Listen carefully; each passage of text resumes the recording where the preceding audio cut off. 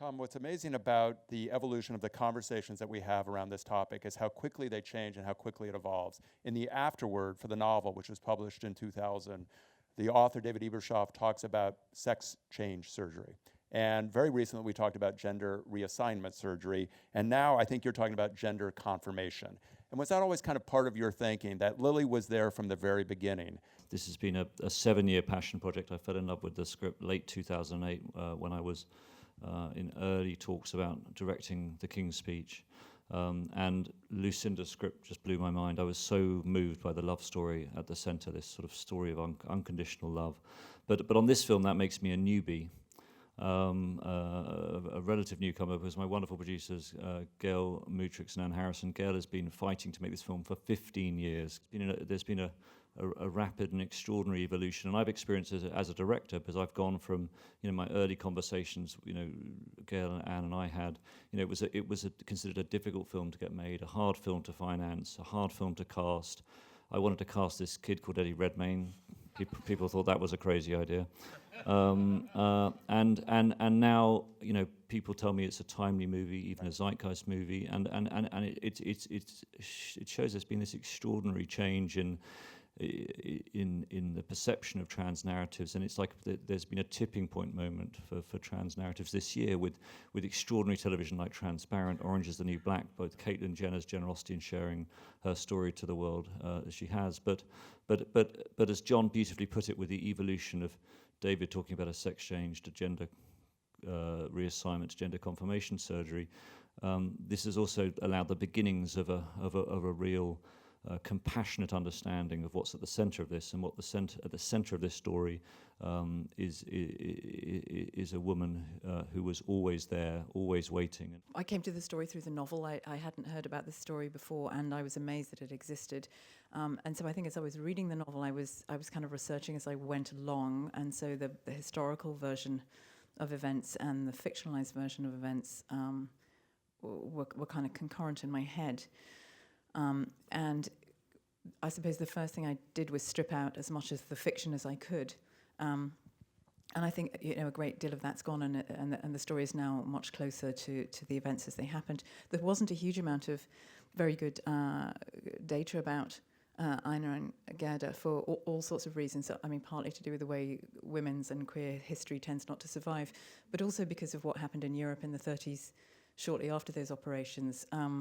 So Lily Elba's medical records, for example, were held in the Women's Hospital in Dresden, which did not exist by the end of the war. It had been bombed into obliteration. So, but gradually, we had great researchers to help us.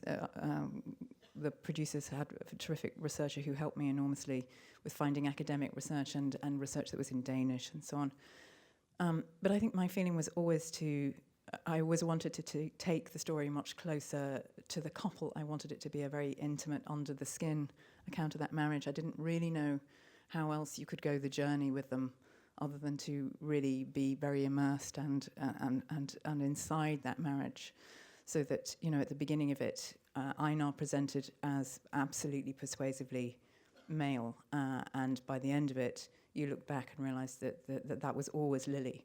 And I think the only way you could really make that arc was to really be under the skin of it. So my process was really about getting rid of as much, leaving out as much as I could, in a sense. Obviously, this is a historical story about a true life person, but you're also in conversation with people who are alive today, who are living as transgendered people. Well, I suppose it was really everything for me. I never quite know how to start preparing to play a character. I always sort of hope in some ways that the character dictates that. And certainly with this film, as Lucinda said, it was about immersing yourself in as much of the history as you could. But then the really important side for me was the emotional side, and was meeting trans women living now and their partners and hearing their stories. And across the board, every woman that I met, almost bar none, would start the conversation by going, "There is no question I'm not willing to answer." And the need to educate me was overwhelming. And of course, as these people opened their hearts and really shared their experience, one's sense of responsibility grew. But it was important also to meet women of different generations, and then really to try and take that information along with the history and place that in a context of the 1920s, when Lily didn't have the vocabulary, she didn't have the community, she didn't have when doctors were pathologizing what she had, there was no other context. So that's how I went about it. So much of this story is obviously about Einar's transformation or revelation into Lily, but Gerda goes through her own transformation in terms of how she sees her partner and how she sees herself in relation to her partner.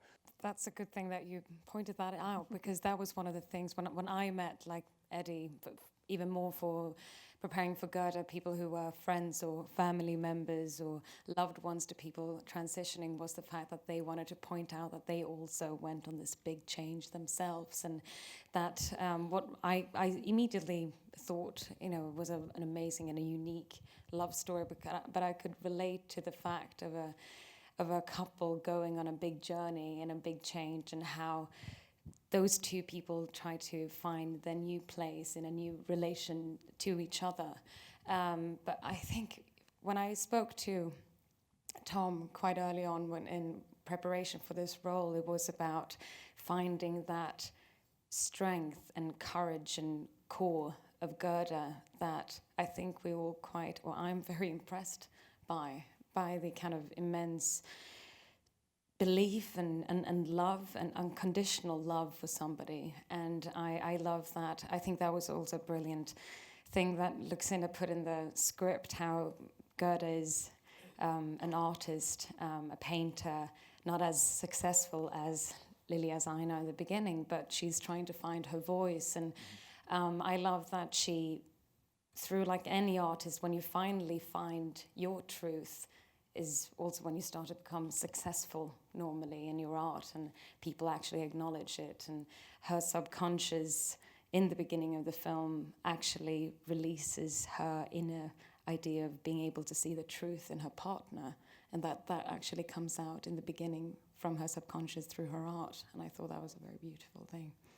One of the important things we wanted to show all the time is like Lily was always there, trapped in a sort of like body that didn't was hers, and we found a way to show it, like almost dressing her at the beginning in a sort of this masculine sort of like armor, like really Edwardian with a really really sort of constrained, and then through the whole movie we started like trying to see her evolving out of this prison, let's say, and working with fabrics and movement, with color, with, we were also very fortunate because we were working in the 20s, and the 20s was a very, very a liberating moment for fashion in women, and we found that very, very sort of a very, very big advantage to us.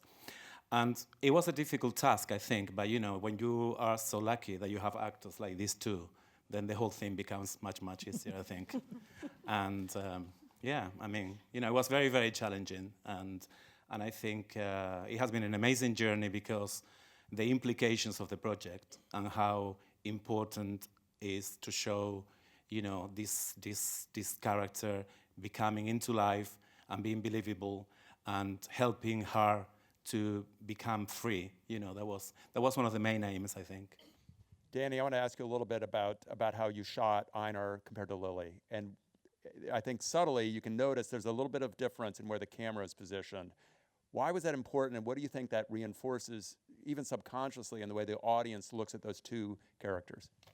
I think one of the things, when we did a little bit of testing before we started the shoot itself, and Tom was quite keen on playing around with the height of the camera, and then kind of shooting some stuff, and then kind of looking at the rushes. And one of the things we kind of hit on was Tom really liked the camera being slightly above Eddie, looking down for when Eddie was in Lily. And I think what the change in perspective kind of adds is just it sort of accentuates Eddie's slightly. First of all, his bone structure becomes more apparent, and it felt like there was more beauty from being slightly up looking down as opposed to on the same level or down looking up. So that kind of plays through the film, which I think works quite well. Yeah, we took great reference from Gerda's paintings, and especially as Lily almost became Gerda's muse, her art exploded into this great kind of wonderful set of curves. And as they both point out, femininity was the key. The colours were soft and pink and lines sexy and curvaceous, and that led us directly to the Art Nouveau interiors, and they were contemporary to them at that time. So, you know, two characters so into art, so into their painting, photography. It was a way of reflecting the truth that was painted by Gerda on canvas, but making that a 3D world as well to bring them together. Alicia, you play a painter in this film, and I'm sure you studied and practiced how to paint. But even if you didn't perfect it, did it change the way in which you saw the world to look at a painter and to try to imagine how a painter sees the world? And did that affect performance as well?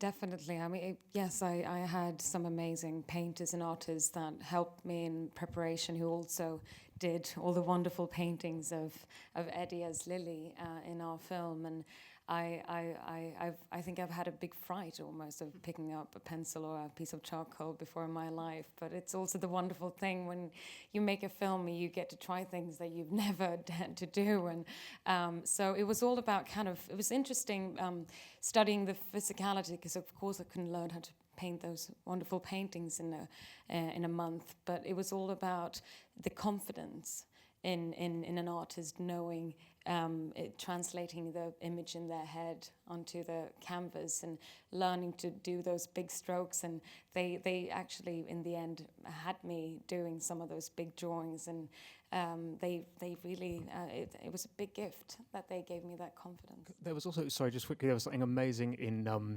the difference between Gerda's work and Lily's work when she was living in Einar, living as Einar, that Eve reflected so beautifully in that set, which was their different corners of where they painted. And Gerda had this freedom and this sort of this eclectic space, whereas if you look at Einar's work, in fact, Lana Wachowski, who I spoke about it, described Einar's work as being almost like coffins. They were these sort of small, these small little intricate spaces, and that was something that was sort of reflected in the set as well.